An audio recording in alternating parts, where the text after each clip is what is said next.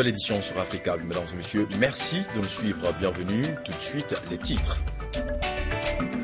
Célébration hier en Côte d'Ivoire de la Journée nationale de la paix instituée en 1996. Occasion pour s'intéresser au prix Félix Houphouët-Boigny pour la recherche de la paix. Nouvel accident mortel à Libreville au Gabon. Hier, un conteneur rempli est tombé sur un taxibus. Bilan, 3 morts et plusieurs blessés. Voilà pour le sommaire. Bienvenue. Journée nationale de la paix célébrée hier 15 novembre en Côte d'Ivoire. Une journée instituée en 1996 qui est en fait le prolongement de la journée internationale de la paix célébrée le 21 septembre de chaque année par les Nations Unies. À la faveur de la célébration de cette journée nationale, intéressons-nous au prix Félix Houphouët-Boigny pour la recherche de la paix avec nos confrères de la RTI. C'est en 1989 que l'UNESCO, l'Organisation des Nations Unies pour l'éducation, la science et la culture, a institué le prix Félix Houphouët-Boigny pour la recherche de la paix. Un prix pour honorer le premier président de la Côte d'Ivoire indépendante. Un choix qui ne relève pas d'un acte de complaisance. Houphouët-Boigny est honoré par la communauté internationale à travers ce prix pour son engagement en faveur de la liberté et de la recherche de la paix. Déjà en 1944, il fonde le syndicat agricole africain pour défendre la cause des planteurs africains qui devaient tout subir du colonisateur. Siégeant dans les assemblées constituantes françaises de 1944 à 1946, il fait adopter la suppression du travail forcé dans les colonies d'Afrique. Le bélier de Yamoussoukro intervient dans la résolution de plusieurs conflits en Afrique. Et pour matérialiser son amour pour la recherche de la paix, il bâtit un édifice à Yamoussoukro, la Fondation Félix Houphouët-Boigny pour la recherche de la paix. Des personnalités à l'échelle mondiale ont reçu le prix Félix Houphouët-Boigny pour la recherche de la paix au siège de l'UNESCO à Paris. Entre autres, Nelson Mandela, président de l'ANC, African National Congress et ex-président de la République d'Afrique du Sud, a reçu ce prix en 1991, ainsi que son compatriote Frédéric Willem de Klerk, également ex-président de la République d'Afrique du Sud. Isaac Rabin, premier ministre d'État d'Israël en 1993 et Juan Carlos, roi d'Espagne en 1994. Bamako abrite depuis hier les journées de réflexion sur la contribution aux négociations d'Alger. Ces journées sont organisées par la plateforme Antesson des jeunes leaders du Mali en vue de contribuer efficacement à la gestion durable de la crise. Attention, Yacouba Dansoko et Moussa Abari pour Africa Télévision.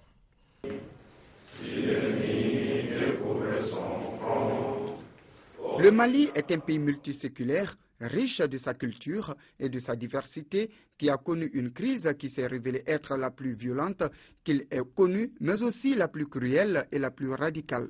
À la recherche de solutions, plusieurs résolutions et déclarations furent prises par les organismes internationaux. Une feuille de route des négociations dans le cadre du processus d'Alger a été signée le 24 juillet dernier, consacrant ainsi le démarrage des négociations d'Alger. Des négociations au cours desquelles les visions diffèrent. Ces 2 jours de réflexion sur la contribution aux négociations d'Alger de la plateforme des jeunes du Mali, Antesson, vont servir de base pour une paix durable et définitive. Notre mission historique, notre devoir de génération nous impose de construire efficacement au progrès de notre pays et celui de l'humanité, chacun et chacun à son poste et selon ses capacités. La jeunesse malienne est debout pour dire qu'on n'est pas d'accord que le pays soit pris en otage par certains groupuscules.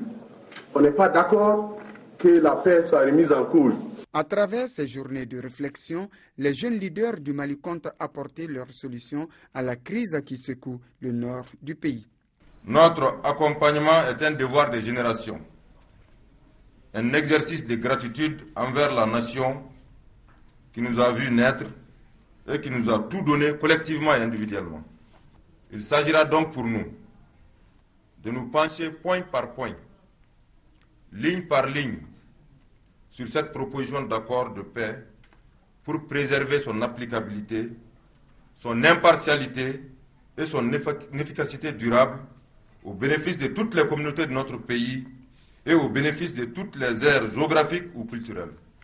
L'objectif de ces 2 jours de travaux est la construction d'une vision commune et largement partagée avec l'ensemble des jeunes du Mali sur les éléments pour un accord, la paix et la réconciliation au Mali en vue de contribuer à une gestion durable de la crise. À noter que les jeunes à ces travaux sont des différents partis de l'opposition, de la majorité présidentielle, des forces vives de la nation venues des 8 régions du Mali et du district de Bamako. Le lieutenant-colonel Isaac Zida chez les religieux hier au Burkina Faso. L'actuel homme fort du pays est allé prendre des bénédictions pour accompagner le Faso à une sortie apaisée de la crise. Hier encore, c'était au pas de charge que le lieutenant-colonel Yacouba Isaac Zida a fait le tour de la ville de Ouagadougou pour s'entretenir avec d'illustres personnalités. Je suis venu leur faire un compte rendu, leur dire comment est-ce que nous sommes en train de travailler pour sortir de la situation dans laquelle nous sommes tombés depuis le 30 octobre dernier. Donc heureusement, ce soir je suis venu apporter de bonnes nouvelles parce que depuis hier soir nous sommes parvenus à un accord. À l'archevêché, première escale, ce sont des félicitations et des bénédictions que le cardinal Philippe Ouédraogo et ses proches collaborateurs ont formulé à l'endroit de la délégation. La communauté protestante, toutes tendances confondues, elle, s'est retrouvée à la FEME, la Fédération des Églises et Missions évangéliques, pour échanger avec le chef de l'État. Quant à la communauté musulmane, dernière étape de cette tournée d'hier, elle s'est réjouie de cette démarche du lieutenant-colonel Zida en ce qu'elle leur a permis de mieux s'imprégner du contenu du processus. Là-bas également, ce sont des prières et des bénédictions qui ont accompagné les échanges. En tant que croyant, lorsque ce genre d'occasion se présente, il est de notre devoir, notamment du grand imam, de faire des prières et des bénédictions pour que Dieu puisse accompagner le chef de l'État. C'est donc tout à fait rassuré et encouragé de l'accompagnement et de l'engagement de la communauté religieuse dans toutes ses diversités que le colonel a regagné son quartier général pour préparer les prochaines échéances du processus. Ce samedi était la dernière journée du forum MEDES de Tanger au Maroc. Le sujet très délicat de la santé publique en Afrique a été largement abordé, d'où la remise en cause des systèmes sanitaires à l'heure où l'épidémie d'Ebola fait des ravages. Djibrila Maïga et Al-Khalifa Touré. C'est la salle Beijing du chapiteau qui a servi de cadre au panel consacré à la thématique sur la santé, devant un public attentif et pertinent dans les questions. La problématique de la santé publique, la rétorsion d'informations ou encore l'échec des politiques africaines de santé ont été largement débattus. Le cas Ebola en est une parfaite illustration. L'épidémie d'Ebola en Afrique de l'Ouest a une particularité, c'est qu'elle est survenue dans une zone où il y a plus de déplacement des populations. Donc c'est ce qui fait qu'elle a une différence en matière d'expansion par rapport à des zones comme en Afrique centrale où là où ça survient, les populations se déplacent peu, dû même à la nature même de l'environnement. Et pour le professeur Samba, panéliste venu de la Côte d'Ivoire, en Afrique des systèmes de santé existent, mais pas performants, car victimes de sous-financement. Il faudrait que la santé dépense de manière efficiente ces ressources pour le bénéfice de nos populations. Qu'est-ce que cela veut dire? Cela veut dire simplement qu'il faut qu'on puisse avoir des interventions qui soient éprouvées scientifiquement et qui donnent des résultats. À partir de ce moment-là, si on met 1 centime dans une intervention, on est sûr du résultat qu'on va avoir. Un autre sujet abordé, la télémédecine. Au-delà du SMS qui est l'utilisation des formulaires, il faut qu'on aille vers des systèmes qu'on appelle intégrés qui vont faire de l'extraction automatique de l'information. Donc ce qui est l'avenir, c'est avoir des dossiers médicaux informatisés du patient. C'est avec ça qu'on va résoudre les problèmes d'accessibilité à l'information sanitaire en temps réel et de bonne qualité. Le constat est frappant. Dans les pays africains, le plus grand fardeau des dépenses est supporté par le malade lui-même. Et ceux qui sont chargés des systèmes de santé doivent être responsables et redevables.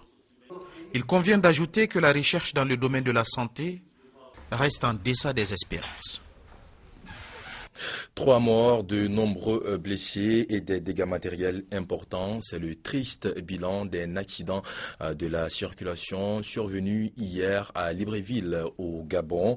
Un conteneur lourdement rempli est tombé sur un taxibus.